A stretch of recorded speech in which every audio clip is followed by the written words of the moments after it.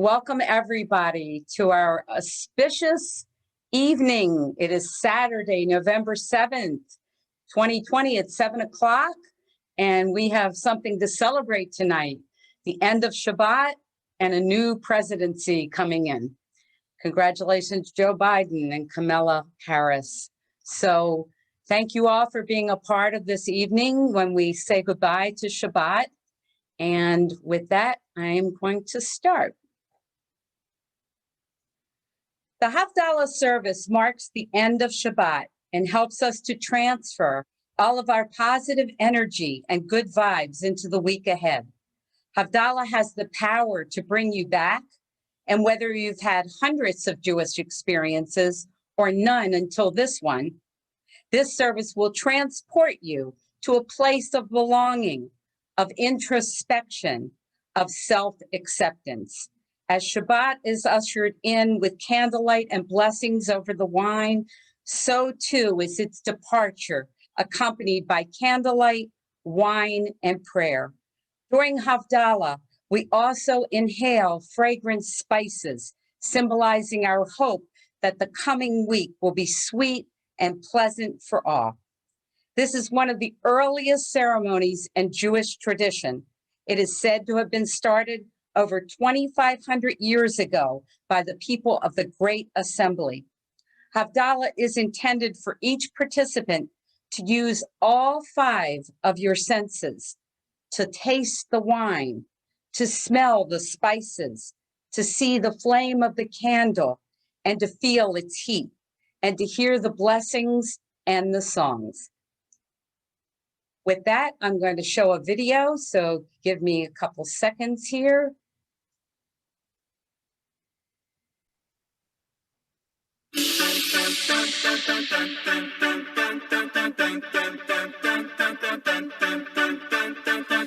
Yellow glow of candlelight as we're standing side by side. Smell the spices as we sway. Feel the Shabbos fade away. May no más frida shet yemei hamasei, and we'll say Shabbat. Havdalah so full of grace, Simborei me'orei ha'esh. This is how we end Shabbat, by the light of Havdalah.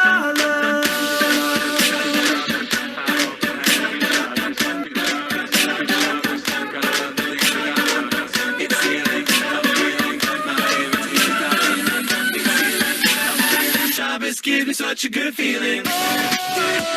Oh, you had a good Shabbos, yeah.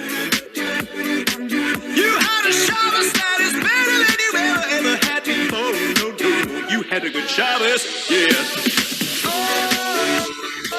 you had a good Shabbos, yeah. And now we're wishing you Shavuot, Shavuot, no, Shavuot, yeah.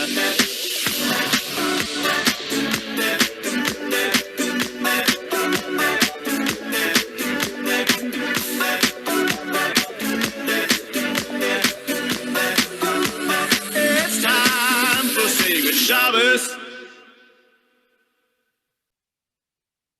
Well, I hope you enjoyed that video and it got you into the spirit of celebrating. And we're going to start the Havdalah service now. We now light the Havdalah candle. If you have a candle at home, please join me in lighting the Havdalah candle.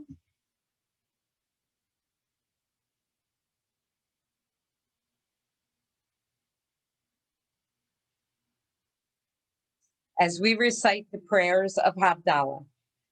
The wine represents the transfer of energy and intentions into the coming week. As we view the overflowing cup, we're reminded of our prosperity and just how fortunate we all are to be welcoming a new week together. And what a great week it is.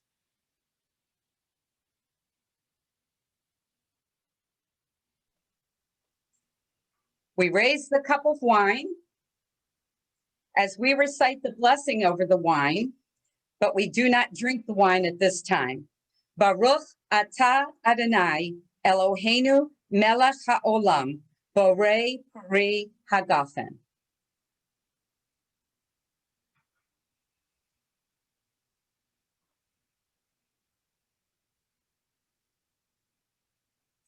We hold up the spices. We smell the sweet and aromatic fragrance.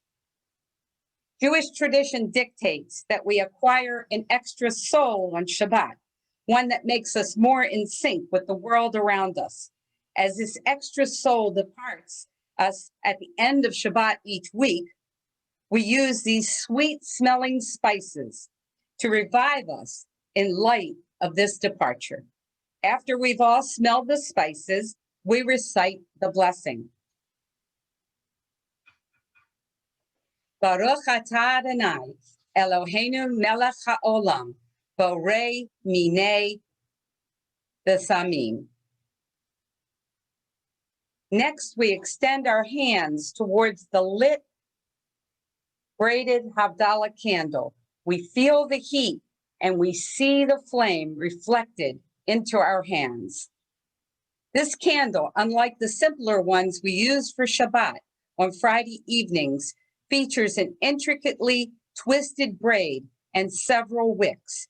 Its flame signifies a distinction between reality and the spiritual world, and also calls us back to the story of creation, serving as a reminder for the sense of renewed creation and spirit as we enter the coming week. The lighted candle symbolizes the light of Shabbat, and the strands of the braid have been interpreted as the many types of Jews throughout the world, all of whom are part of one unified people. We say the blessing together. Baruch atah Adonai Eloheinu melech haolam borei meorei ha'esh.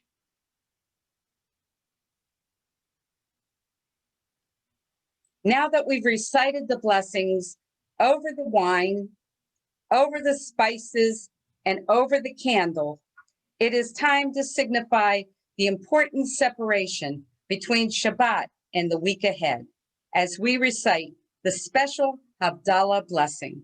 We raise the cup of wine once more. Baruch atah Adonai Eloheinu melech haolam hamavdil ben kodesh l'chol ben ur l'choshet ben Yisrael la'amim ben yom hashvi'i l'sheshesh yemei hama'aseh Baruch atah Adonai hamavdil ben kodesh l'chol. L'chaim. We drink the wine, but we leave a little remaining in the cup so that we may extinguish the flame of the Havdalah candle.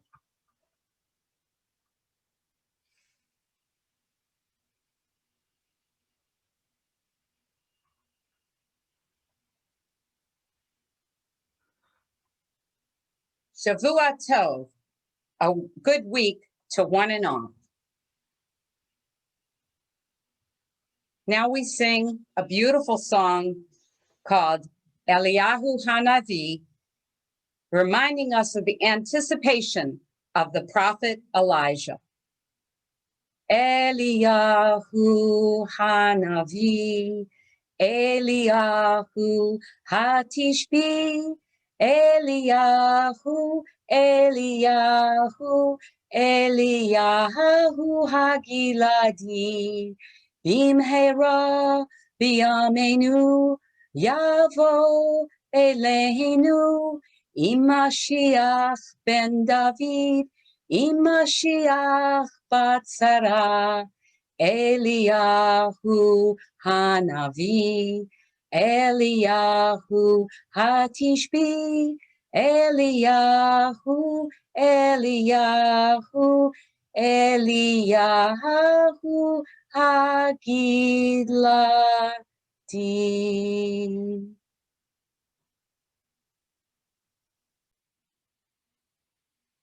Now I'd like to unmute everyone, or allow you to unmute yourselves.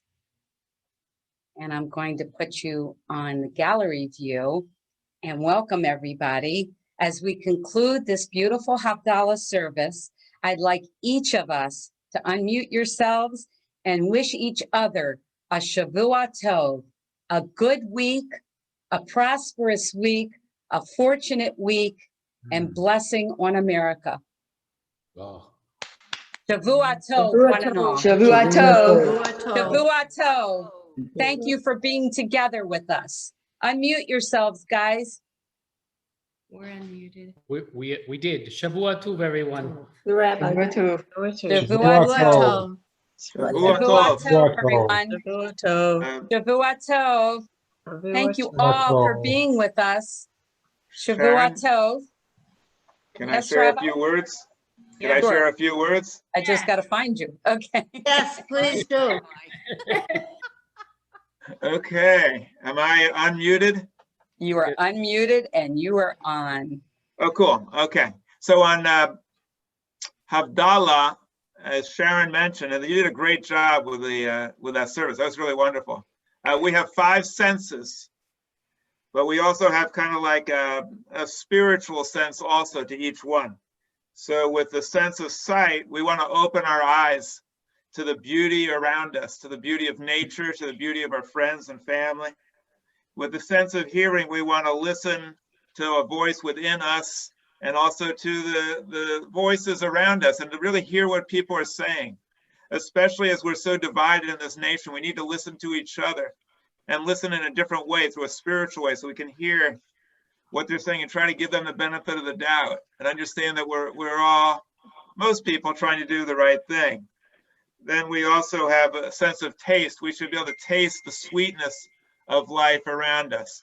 Many times we're glum and we're not appreciating what we have. We should taste life's sweetness. We should be able to now sense the aroma, the air of freedom that we just expressed with this wonderful, with the election. And a sense of touch. We should touch one another. Even if we can't touch each other physically, we should spiritually be able to touch one another. If you're with your family, then certainly touch them and give them a hug and share your love. There you go. I see Devorah is really giving a nice hug. That's beautiful. And we also want to touch each other spiritually by giving each other a spiritual hug. Hug stands for humanity's unending goodness, and we can send that through the internet as well. I also wanted to share that the video, or what Sharon read, she read something about a distinction between reality and the spiritual world. And in many, many synagogues and many expressions of Judaism, there is a division. This is the real world, and this is the spiritual world. In this congregation, there is no division whatsoever. The rational and the spiritual are one and the same. And it's even more powerful because you don't have to suspend your logical mind or give up your thinking. We call it InspiRational Judaism. We're inspired and we're rational. And the more we know about the world around us, especially through the power of science to reveal the world and what's really going on, the more spiritually we become.